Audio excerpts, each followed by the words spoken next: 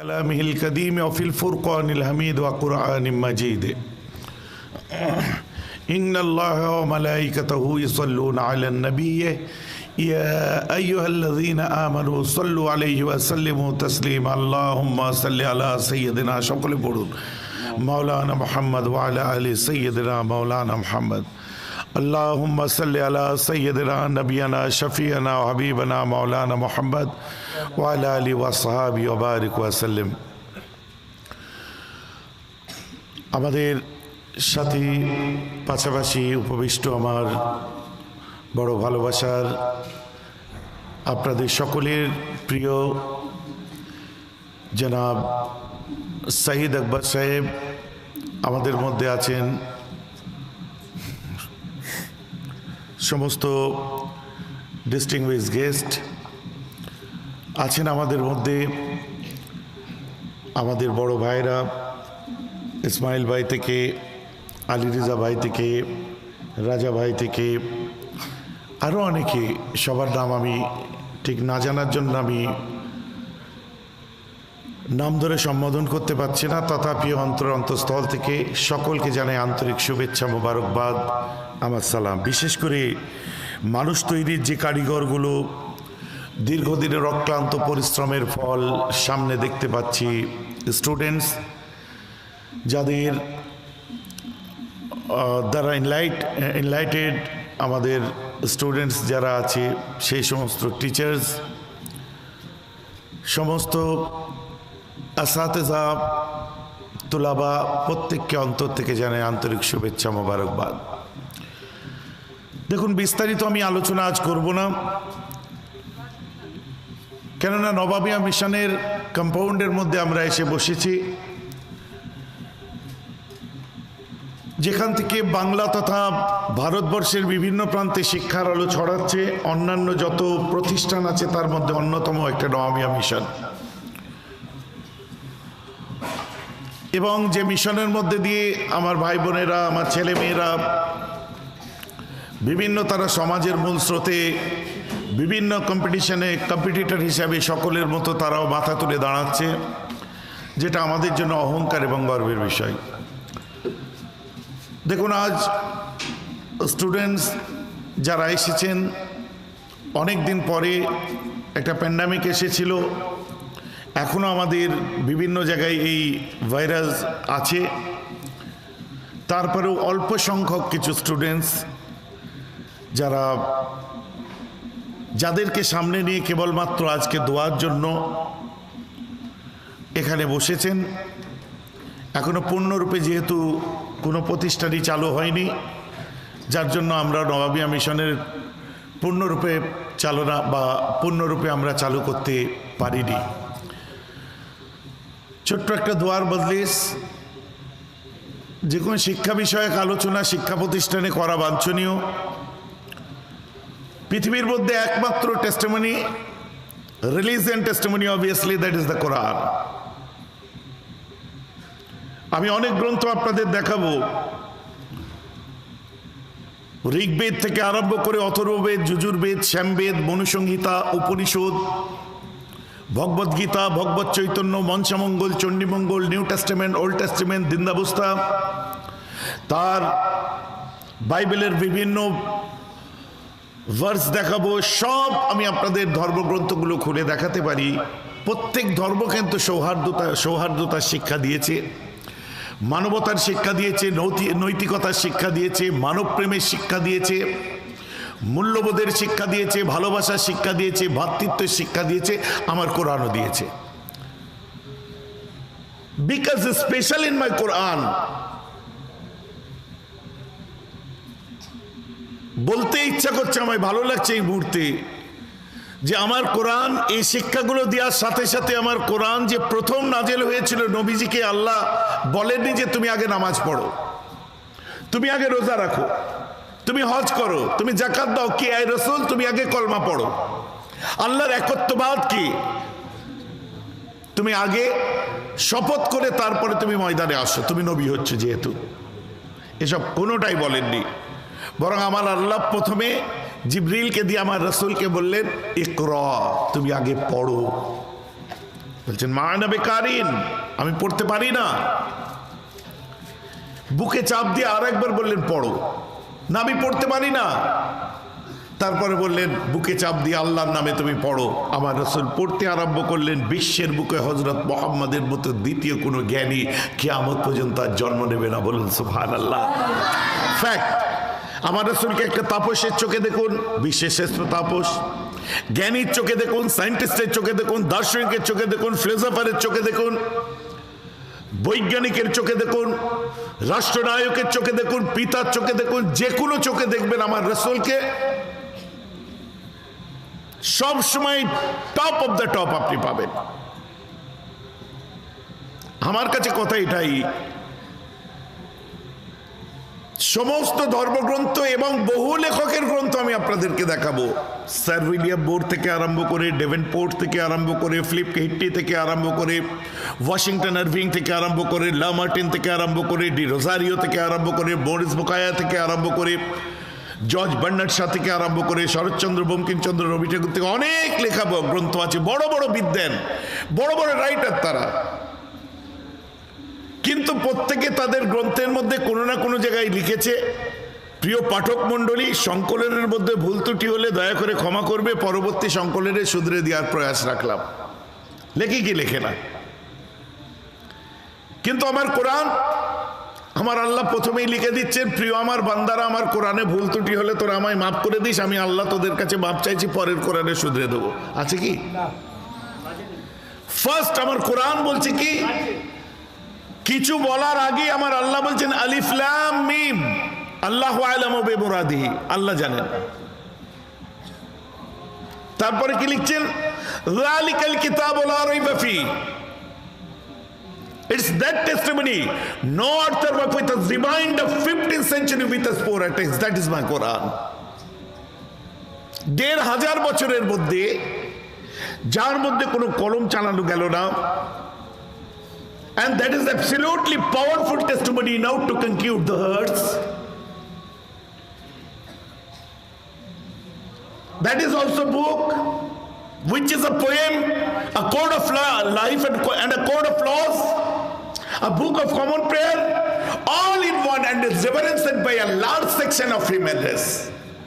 Like as miracle of purity, as miracle of partly, as miracle of style, as miracle of wisdom, and as miracle of truth. All miracles committed by one man, Prophet Muhammad. He was the better mind, not only his own age, but of all ages. Exceptional testimony, and released by Prophet Muhammad. He was absolutely exceptional personality. And it is our good luck. And this is also golden time for us. We are listening, and you also sitting in front of me, you are listening life of Quran and life of Prophet Muhammad, and you guys educate that in Nabawiya Mission, and Nabawiya Mission our pride। সুন্দর একটা ব্যবস্থার মধ্যে দিয়ে বড় গ্রন্থ পেয়েছি, যার উপর নাজেল হয়েছে পৃথিবীর বুকে যার কোনো তুলনা নেই। আর যেখানে পড়ছি নাবাবিয়া মিশন, আমার সামনে বসে আপনারা শুনছেন তার লাইফ, নাবাবিয়া মিশন যার কোনো তুলনা নেই। আসুন, বিশ্বের একটা এত সুন্দর টেস্টিমনি, ইনাউ টু কনকিউড দ্য হার্টস, মানুষের অন্তর্জয়ের এক প্রধান আকর্ষণ সেই গ্রন্থ। প্রথম যখন নাজেল হলো, তার প্রথম বাণীটা পড়ো কেন হলো? অন্য কিছু হতে পারত, কারণ শিক্ষাই জাতির মেরুদণ্ড। যে জাতির মধ্যে শিক্ষা নেই সে জাতি হলো মেরুদণ্ডহীন, আর মেরুদণ্ডহীন জাতি কোনোদিন মাথা তুলে দাঁড়াতে পারে না। তাই একবার বললে আমার রাসূল পড়তেন, কিন্তু 3 বার কেন বলা হলো? আমি তোমাকে বললাম তুমি আমাদের বাড়িতে যাবে, তোমাকে আমন্ত্রণ জানাচ্ছে, তোমাকে দাওয়াত করলাম, ঠিক আছে যাব, যাচ্ছি না যাব, ঠিক আছে কোনো ব্যাপার না, তুমি যাবে যাবে যাবে, 3 সত্যি করে বললাম। মজবুত কথা কোনটা হলো? 3 বার যেটা বললাম। তো কোরআন প্রথম যখন নাজেল হয়, আমার আল্লাহ 3 সত্যি করে 3 বার বললেন পড়ো পড়ো পড়ো। যে জাতির যে ধর্মের ধর্মগ্রন্থ কোরআন 3 দ্বারা তার জাতিকে পড়ো পড়ো পড়ো কথা দ্বারা নাজিল হলো, সে জাতির মানুষ শিক্ষার আলো থেকে পিছিয়ে থাকবে, এটা হতে পারে না নিশ্চয়ই। সে জাতির মধ্যে বড় শিক্ষা প্রতিষ্ঠান থাকবে না, এটা নিশ্চয়ই হতে পারে না। আজকে আমাদের বলতে ভালো লাগছে যে শুধুমাত্র কোনো জায়গায় আমি এখন পর্যন্ত পড়ে পাইনি তলিবুল ইলমে ফরিদাতুন আলা কুল্লি মুসলিমিন, শুধু মুসলমানদের জন্য, মুসলিম ছেলেদের জন্য শিক্ষা ফরজ না, সঙ্গে সঙ্গে বলেছেন এবং মুসলিমাতিন, মেয়েদের জন্য ফরজ করা হয়েছে। আল্লাহ রাসূল বলছেন নি'মান নিসা ওয়া নিসা ওয়াল মাদিনাতু লাম ইয়ামনাহুন্নাল হায়া ওয়া ইয়াতাফাক্কানা ফিদ-দ্বীন। She was the developed ladies, ওরা অনেক আধুনিক লেডি। কারা? যারা মদিনার নারী। তারা কত ভালো, তারা ধর্ম শিক্ষার জন্য, বিভিন্ন শিক্ষার জন্য, জানার ক্ষেত্রে, নিজেদেরকে এডুকেট করার ক্ষেত্রে আমি নবীকে তারা এতটুকু লজ্জা করে না। তারা আমার কাছে সব কিছু জানে এবং তাদের জানাতে আমার সুবিধা হয়। মিস্টার র্যাচেল হারভার, আমি পড়ছিলাম, তিনি বলছেন ইসলামের মধ্যে আমি এমন একটি নারীকে দেখলাম যার নাম হলো ফাতেমা, মানে আম্মাজান ফাতেমা তো জোহরার কথা বলছে। তিনি একজন এত জ্ঞানী এবং এত শিক্ষিতা ছিলেন এবং বাস্তববাদী একজন পোয়েট ছিলেন, কবি ছিলেন। তিনি যখন তখন কবিতা রচনা করতে পারতেন। সুবহানাল্লাহ বলে। কার কথা বলছে? নবীজির কন্যার কথা বলছে। আম্মাজান আয়েশা অনেক ক্ষেত্রে আমাদেরকে বলে যে নবীজি একটা নাবালিকাকে বিয়ে করেছিলেন। আমাদের শুনতে হয়, বিভিন্ন ডিবেটে আমাদের তুলে ধরে, হযরত মুহাম্মদ তো 9 বছরের বাচ্চাকে বিয়ে করেছেন। কনসেপ্টটা মাথা থেকে বার করে দিন। আর যদি কারো মাথায় আসে বা কেউ যদি এটা নিয়ে ডিবেট করে, সরাসরি তাকে বলবেন যে আম্মাজান Ayesha, she was the too much talented lady। এত বেশি তার মধ্যে মনে রাখার ধারণ ক্ষমতা, স্মৃতিশক্তি তার এত স্ট্রং ছিল। আল্লাহ রসুলের যদি আম্মাজান আয়েশার মতো স্ত্রী না আসতো তাহলে অনেক হাদিস আমাদের আধুরা রয়ে যেত, মেয়েরা অনেক কিছু জানতেই পারতো না। আল্লাহ রসুল আম্মাজান আয়েশার ট্যালেন্ট দেখে উনি বললেন যে আয়েশা আমার কাছে কিছু শিখতে পারে, কিন্তু নবীর কাছে একটা নারী থাকবে এটা হতে পারে না। আল্লাহ রসুল বললেন আমি ওকে বৈধভাবে রাখতে চাই, যার জন্য তিনি বিবাহ করেছিলেন এবং তার শারীরিক গঠন তদানীন্তন কালে এখনের মধ্যে আকাশ পাতাল তফাৎ। যদি বিশ্বাস না হয় পাঞ্জাবের বারাসে চলে যান, যে দেখবেন এক একটা নবীর লাশ কমপক্ষে 30 থেকে 35 ফুট লম্বা। আজও সেখানে 12টা আম্বিয়ার লাশ আছে। বারাস পাঞ্জাবে এত লম্বা কেন? তাহলে তাদের শারীরিক গঠন বর্তমান যুগ সন্ধিক্ষণের কোন নারীকে নিয়ে যদি আপনি বিচার করেন, তাহলে তখনের থেকে এখনের মধ্যে অনেক তফাৎ হয়ে যাবে। এখন বালেগ হতে যে টাইম লাগে, তখন বালেগ হতে এত টাইম লাগতো না। আপনি 9 বছরটা ধরছেন কেন, বা 11 বছরটা আপনি ধরছেন কেন?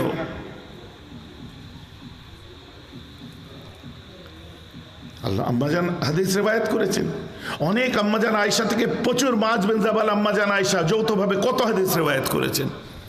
নুক্কাদে হাদিস যারা আছে তাদেরকে আপনি সামনে রেখে তাদের হাদিসগুলো মিলিয়ে দেখুন, আম্মাজান আয়েশা বহু হাদিস রিওয়ায়াত করেছেন। তো আম্মাজান আয়েশার মতো যদি মা আমরা না পেতাম, তাহলে আমরা অনেক কিছু শিখতেই পারতাম না। বিশেষ করে আল্লাহ রাসূলের সাংসারিক জীবনটা আমরা জানতে পারতাম না। তো কই আম্মাজান আয়েশার দ্বারা কোনো বাচ্চা নেই কেন? অনেক কিছু বোঝার আছে।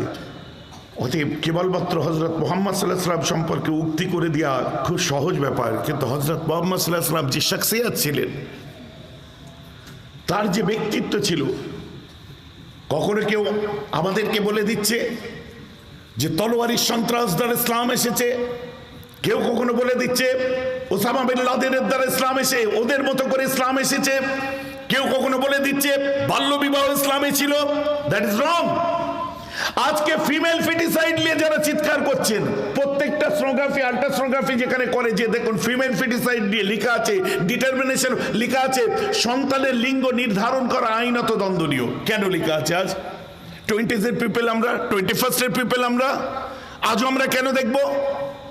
কারণ মেয়েদের পেটে বাচ্চা আসলে যদি জেনে নেয় যে মেয়ে আছে, তাহলে তাকে নষ্ট করে দেওয়া হচ্ছে। আধুনিক বিশ্বের বিশ্বায়নের যুগ এটা, প্রযুক্তির অগ্রগতির যুগ এটা, সায়েন্সের ডেভেলপমেন্টের যুগ এটা, নীল আমস্ট্রং, অল্ড্রিন, মাইকেল কলিনের অ্যাপোলো 11 যুগ এটা, এটা সুনিতা উইলিয়ামসের স্পেস স্টেশনের যুগ। এটা ল্যান্ডার বিক্রমের যুগ, এটা চন্দ্রযান 2 এর যুগ, আর এটা চন্দ্রকান্তের যুগ। তথাপিও দেখুন প্রত্যেকটি সোনোগ্রাফি বা ক্লিনিকে প্রথমেই এই কথাটা কেন লেখা থাকে যে সন্তানের লিঙ্গ নির্ধারণ করা আইনত দণ্ডনীয়, কারণ জানে বর্তমান সময় পৃথিবী ডেভেলপ হয়েছে, মানসিকতার ডেভেলপমেন্ট হয়নি। তাই আজ লিখছে যে এটা বলে দিও না মায়ের পেটে কি আছে, ছেলে না মেয়ে, সোনোগ্রাফি করে বলো না, তাহলে মার্ডার করে দেবে। আল্লাহ রাসূল কিতাবুল ঈমান বুখারী শরীফ খুলুন, হাদিস নাম্বার 18 দেখুন। উবাদা বিন সামিত থেকে বর্ণনা। আর উবাদা বিন সামিত কে ছিলেন? তিনি ছিলেন বদরের একজন শহীদ, যাদের জন্য আল্লাহ বলছেন এই মালু মা শি'তুম, যা ইচ্ছা তুমি করো, তুমি বদরের যুদ্ধে অংশগ্রহণ করেছো। আবার তিনি কি ছিলেন? আহাদুন নুকাবায়ে লাইলাতুল আকাবা, আকাবার রাত্রির একজন নকিব, জিম্মেদার ছিলেন। দিন প্রচারের জন্য যেমন ঈসা আলাইহিস সালাম 12 জন জিম্মেদার নিযুক্ত করেছিলেন, মুসা আলাইহিস সালাম, ঈসা আলাইহিস সালাম যেমন জিম্মেদার নিযুক্ত করেছিলেন হাওয়ারিন, তো আল্লাহ রাসূল দিন প্রচারের জন্য 12 জন নকিব নিযুক্ত করেছিলেন। আর আহাদুন নুকাবায়ে লাইলাতুল আকাবা, ইনি আকাবার রাত্রির একজন নকিব, মানে গ্রহণযোগ্য নবীজির রাখা জিম্মেদার ছিলেন। তিনি বলছেন আল্লাহ রাসূল এক জায়গায় আসলেন, হাওলহু ইসাবাতুম মিন আসহাবিহি, তার আশপাশে অনেক সাহাবা ছিলেন। বুখারী শরীফ কিতাবুল ঈমান 18 নম্বর হাদিস। এসে আমার নবী কি বলেন? বায়উনি, তোমরা আমার কাছে বায়াত হও, বায়াত মুরিদ হও আমার কাছে। এই বায়াত সিস্টেম আজও আমাদের মধ্যে আছে। বুখারী সহিহ হাদিস, ওলিয়া উলিয়ারা পীর মাশায়েখরা বায়াত করেন। বায়উনি, তোমরা বায়াত হও আমার কাছে, অঙ্গীকারবদ্ধ হও আমার কাছে। আলা আল্লাহ তুশরিকু বিল্লাহি শাইয়াও, তোমরা আল্লাহর সঙ্গে কারো শরীক করবে না। তারপর ওয়ালা তাসরাকু, তোমরা চুরি করবে না। ওয়ালা তাজনু, তোমরা জিনা করবে না। ওয়ালা তাকতুলু আওলাদাকুম, তোমরা তোমাদের সন্তানদেরকে হত্যা করবে না। কবে? 1500 বছর আগে আমার রাসূল বলছেন। আজ আমরা দেখুন সোনোগ্রাফিতে ওই সেন্টারে যেয়ে দেখতে পাচ্ছি। তাই আমি কথার মধ্যে একটু আগে বললাম একটা কথা, খেয়াল করেছেন কি? তাই আমি বললাম he was the better mind, not only his own age but of all ages. কেবলমাত্র সেই যুগের একজন মহামনীষী ছিলেন না, মানব জাতির কাছে কিয়ামত পর্যন্ত তার আলাপ আলোচনা, আলাপ চারিতা, তিনি কিয়ামত পর্যন্ত সর্বকালের সর্বশ্রেষ্ঠ, সর্বযুগের সর্বশ্রেষ্ঠ মনীষী ছিলেন। সুবহানাল্লাহ বলেন। আমার কথা আপনারা বা স্টুডেন্টরা বুঝতে পারছো? আমার কথা তোমরা বুঝতে পারছো তো? আমার নবীজি সব সময়ের জন্য একটা মডেল ছিলেন। আমাদের বিলিফ সিস্টেমকে স্ট্রং করতে হবে যে আমরা যখন পড়তে এসেছি, নবাবিয়া মিশনে এসেছি, একটা তাহজিবের মধ্যে, ইসলামিক তাহজিবের মধ্যে দিয়ে আমরা শিক্ষা অর্জন করছি। হোয়াট এভার আপনি মেয়ে, হোয়াট এভার আপনি ছেলে। আরে মেয়েরা নবী হয়নি, নবীদের মা হয়েছে। মেয়েরা গৌসুল আজম হয়নি, কিন্তু গৌসুল আজমের কোন নারীর পায়ের তলায় জান্নাত ছিল। বলুন না সুবহানাল্লাহ। অস্বীকার করলে তো চলে না, হবে না। মানসিকতা আমাদের ঠিক করতে হবে, সেট করতে হবে যে আমরাও পারবো, আমরাও দেখিয়ে দেবো, আমরাও কম্পিটিশনে থাকতে চাই। ইসলাম বাধা দেয়নি। ইসলাম বলছে ওয়াকরনা ফি বুয়ুতিকুন্না ওয়ালা তাবাররাজনা তাবাররুজাল জাহিলিয়াতিল উলা। আল কোরআন এর ব্যাখ্যা করুন। এ নারী, এই বোন, তুমি স্কুলে যাবে যাও, কলেজে যাবে যাও, জ্ঞানালয়ে যাবে যাও, শিক্ষালয়ে যাবে যাও, কালচারাল সোসাইটিতে যাবে যাও। এমনকি তোমার ব্যক্তিগত কিছু আন্ডারগার্মেন্টস কেনার আছে, তুমি কাউকে বলতে পারছো না, তুমি নিজেই কিনতে যাও। ওয়ালা তাবাররাজনা তাবাররুজাল জাহিলিয়াতিল উলা, তুমি অজ্ঞতার যুগের মতো নিজেকে ওপেন করে যেও না। তুমি শরীয়তের অবগুণ্ডনে নিজেকে ঢেকে নিয়ে তুমি যাও, নারী মায়ের মতো যাও, আনাড়ির মতো যেও না। দিস ইজ বাই ইসলাম। বাধা দেয় না ইসলাম। যদি ইসলাম বাধা দিত তাহলে মালালার বিরুদ্ধে হোল ওয়ার্ল্ড থেকে ফতোয়া এসছে, কেবলমাত্র তালিবানিরা কেন ফতোয়া দেবে? যদি বাধা দিত, আমি কত বলবো, এরকম অনেক এভিডেন্স আমার কাছে আছে। আমি সময় খুব সংক্ষিপ্ত সময় দিয়ে এসেছি। তো আজ থেকে আমার ভাই বোন যারা এখানে বসে আছো, আমার বাচ্চারাও বসে আছো, আমি তাদেরকে বলবো যে মানসিকতা তৈরি করতে হবে আমাদেরকে। বিলিভ সিস্টেমকে স্ট্রং করতে হবে। ছেলে মেয়ে বড় হচ্ছে মানে মা বাপের শুধু এই যে আপনার কি বলে নবাবিয়া মিশন থেকে চলে আসবে, পড়তে আরম্ভ করে দেবে, কলেজে ভর্তি হবে, তারপরে বিয়ে টিয়ে দেখবো, পড়তে পড়তে বিয়ে হয়ে যাবে। মা বাপেদের মাথা থেকে এই জিনিস বার করে দিতে হবে। আল্লাহর হুকুম হয়ে গেল আলাদা ব্যাপার, কিন্তু তারাও বাড়ুক আগে, তারাও এগোক, যেমন ছেলেরা এগোবে তেমন মেয়েরা এগোক। ইসলাম বাধা দেয় না। কোন আলেম কোন মাওলানা আমার সামনে বলতে পারবেন না রফিদাতুল আসলামিয়ার কথা ভুলে যাচ্ছেন। আল্লাহ রাসূলের জমানায় একজন মহিলা ডক্টর যিনি শেগাফ হার্ট পর্যন্ত অপারেশন করেছিলেন। সুবহানাল্লাহ বলেন। আজকে আপনি হার্ট অপারেশন দেখছেন।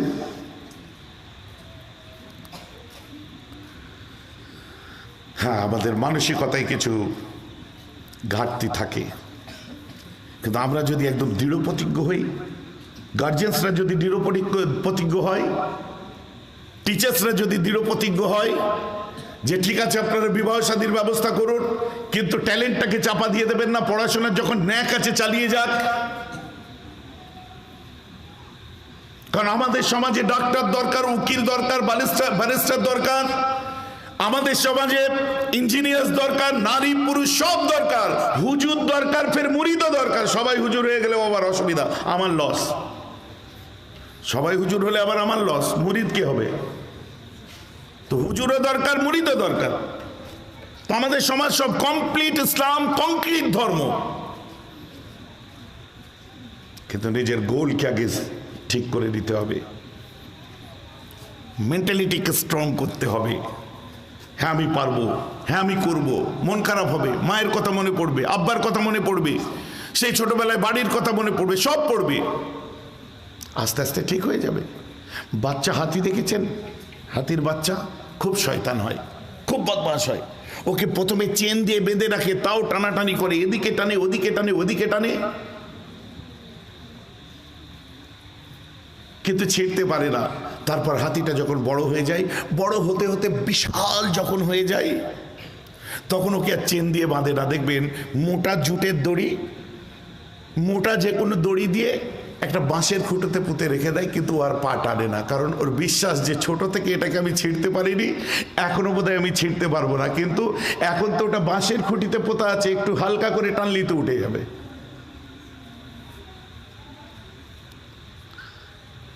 কিন্তু করে না, কারণ তার বিলিফ সিস্টেম স্ট্রং হয়ে গেছে যে হ্যাঁ আমি পারবো, আমি একটা জায়গায় মানসিকতাকে দাঁড় করাতে পেরেছি। আপনি লক্ষ্য করে দেখুন, থাইল্যান্ডের দিকে লক্ষ্য করুন, সাউথ ইন্ডিয়া লক্ষ্য করুন, বা অনেক কিছু ধর্মের নামে অধর্ম করছে যারা আজকে বন্দুক টন্দুক স্টেন গান নিয়ে ময়দানে নেমে পড়ছে, মসজিদ মক্তব দেখছে না, মাদ্রাসা দেখছে না, নির্দ্বিধায় গুলি চালিয়ে বাচ্চা বাচ্চা মানুষদের মারছে। তারা কি বলছে? এটাই আমাদের স্টাইল, এটা আমাদের বিলিফ সিস্টেম, এটা করলে বোধহয় আমরা সওয়াব পাবো। ভুল কাজ করছে, অথচ দেখুন তারা স্ট্রংলি করছে। খারাপ পথে আজকে কত মানুষ চলে গেছে দেখুন, খারাপ পথে চলছে কিন্তু স্ট্রংলি চলছে, কারণ জানে আমি ঠিক আছে। সাউথ ইন্ডিয়ার দিকে লক্ষ্য করুন, the people carrying the Durga lamination and walk on the burning coal. We are saying that is torture, boss. Don't do like that. But he said, we are getting purified. We are carrying the Durga lamination. Our Durga Maya getting pleased to us. This is our prayer. এটা আমাদের প্রার্থনা। মাথায় নিয়ে আগুনের ওপর চলছি, সওয়াব পাচ্ছি। আমরা বলছি না টর্চার হচ্ছে, তোমার পা পড়ে যাচ্ছে, কিন্তু অতি ওর বিশ্বাস না আমার সওয়াব হচ্ছে। Look the Thailand. They people piercing the bamboo stick in him cheek. We are saying that is torture, but they people said no, it is not torture, but we are getting purified, our Lord getting pleased to us. That is our prayer. গালের মধ্যে বাঁশের কঞ্চি এদিক দিয়ে ঢুকাচ্ছে, এদিক দিয়ে বার করছে। আরে আপনারা করছেন কেন? আমর বলছে না আমাদের লর্ড আমাদের উপর খুশি হচ্ছে, এটা আমাদের করতে হবে। আমরা বলছি বস এটা টর্চার হচ্ছে, তুমি নিজের উপর টর্চার করছো। বলছে না না, আমরা প্রেয়ার প্রার্থনা করছি এইভাবে, বিলিফ সিস্টেম তার। কিন্তু আমরা এমন একটা ধর্মের মধ্যে এলাম, Mister Davenport the Apology for Mohammed খুলে দেখুন, তার মধ্যে লিখছে we must recognise that the spread of Islam not won by victory of sword but spread by the magic of his personality and wonderful eloquence. বলছে ইসলামের নবীর বদনাম করে সত্যের অপলাপ করো না। একটা পৃথিবীর বুকে উপহার দিয়ে গেছে সুন্দর ধর্ম। কে বলেছে ইসলাম তলোয়ারের দ্বারা এসেছে? কে বলেছে ইসলাম জবরদস্তি করে পৃথিবীতে রাজ করছে? না, হযরত মুহাম্মদের মুখের বাণীতে ইসলাম প্রচার হয়েছে। আর তার যুক্তি, তার মুখের বাণী শুধু নয়, তার আদর্শ বিশ্ব জয় করে দিয়েছে। বলুন সুবহানাল্লাহ। এমনই একটা ধর্মের মধ্যে আমরা এসেছি যার মধ্যে যে দিকটা দেখবেন সব দিকটাই হচ্ছে কমপ্লিট এবং কংক্রিট, যেটা পূর্ণাঙ্গ জীবন ব্যবস্থা। And it was necessary for us, that is our Islam. অতএব নিজেদের মনে মনে, আমার বক্তব্য শুনে আপনারা কতটুকু মনে রাখবেন আমি জানি না, তবে আপনাদের টিচার্সদের লক্ষ্য করুন, আপনাদের গুরুদেরকে লক্ষ্য করুন, সাইদ আকবরকে লক্ষ্য করুন, বা যে সমস্ত আরও অনেক ভালো মানুষেরা আপনাদের কাছে আছে তাদের কাছ থেকে নিজেদেরকে লাইট করুন, তাদের দেখে আপনারা নিজেরা ইন্সপায়ার হন। ইনশাআল্লাহ আল্লাহ আপনাদেরকে কবুল করবে। শিক্ষা প্রতিষ্ঠানের মধ্যে শিক্ষার উপরে কতগুলো আলোচনা জরুরি ছিল বলে করলাম। এখন আমাকে অনেক দূরে চলে যেতে হবে, একটু বিলাদ শরীফ করে আপনাদের কাছ থেকে বিদায় নেব। ওয়ালাম্মা তাম্মা মিন হামলিহি আলা রাজি তিসআতু আশহুরিল কামারিয়া ওয়া আলা লিজ-জামানি ইয়ানজালি আনহু সাদাম হাদারাত উম্মুহু লাইলাত মাউলুদিহি ইয়াসিয়াতু ওয়া মারইয়াম ফি নিসওয়াতিন মিনাল হাতিরাতিল কুরসিয়া ওয়া খাযাকাল